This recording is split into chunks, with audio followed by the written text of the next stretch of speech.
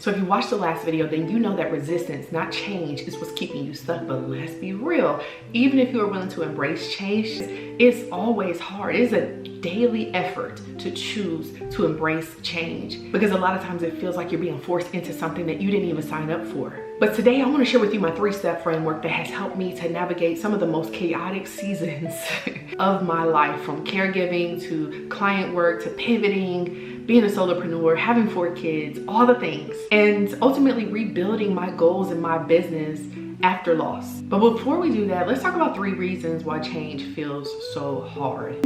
Most people don't realize your brain is wired to keep you safe, not successful. And that is exactly why that even when you know what to do next and that it is to your benefit to do something, to make a change, you naturally resist it. Your brain sees anything unfamiliar as a potential threat, so it fights to keep you in your little bubble, your little comfort zone, even if that little bubble and comfort zone doesn't serve you. And I know I talked about this in the first video, but I really wanted to revisit these because the reason you're struggling with change isn't you, it's just hard. And I want to tell you why, so that you can see yourself in the hard, own it, and do something about it. You're clinging to an old version of yourself. So let me tell you this really simple but high courage conversation that I had with myself. And this was the question I asked when I was really struggling, when I hit these chaotic pivots, moments in my life. How much sense, Nisha, does it make to try to take your old self and force it to fit into your new situation?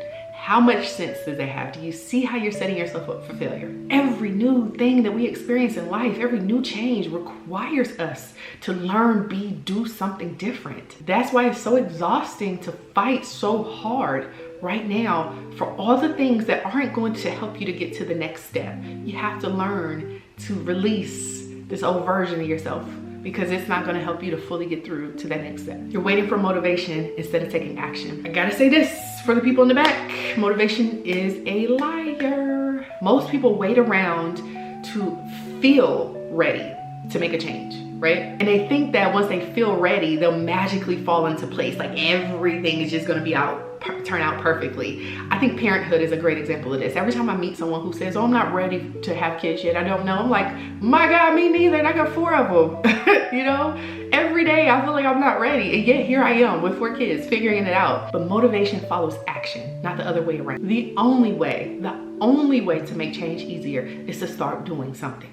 Anything. All right, enough about that. Let's talk about the 3 steps that you can use today to make change your competitive advantage. Step 1, stop budgeting energy for resistance. I used to spend so many hours rehearsing, regurgitating, reflecting, all things in the past, things that have happened and will never change. Rehearsing situations that never happened, that will never happen again. All of these what ifs, these imaginary what ifs, right? And it made me feel better. Like I had power and control, and all it is mental drama and energy that really I couldn't afford to spend. So here's what I really did that was really impactful for me to hold space for myself, because self-compassion is still something we want to honor, right? But to move on and acknowledge that there's no power in the past. Every decision you make right now is going to get you closer to where you want to go. I gave myself a 24-hour rule. In that 24 hours, I gave myself permission to feel however I felt. If that was a fall apart day, which I had a lot on Thursdays, I allocated Thursdays to be a fall apart day, then that's what I did for 24 hours. Anger, fear, resentment, whatever it was, I just let it be, let it exist, let it flow, right? And then the next day, what are we gonna do about it? That's how you feel? Cool. What are you gonna do about it? It's not about emotional suppression. It's about giving all of this big energy, all of these emotions, a container, right? So that they don't consume your entire life. Step 2, identify your non-negotiables. When everything around you feels like it's falling apart, you really have to get clear on what isn't, because they are your non-negotiable. The things, the people, the circumstances that are going to keep you grounded when everything else feels unstable. For me, that was my time with my meditation, running, spending time with my kids, and maintaining Thursdays for my fall apart Thursday so that I can feel whatever I needed to feel. Those were non-negotiables for me. Everything else can flex and shift and adjust to me, but these had to stay consistent. And your non-negotiables may look completely different, but they should be simple, sustainable, and daily practices. Remind you, hear me, of who you are regardless of what's happening around you. The mistake many people make is having too many non-negotiables. You don't need an 18-step morning routine. right? You just need 2 to 3 anchors that you can actually maintain when life starts to get chaotic.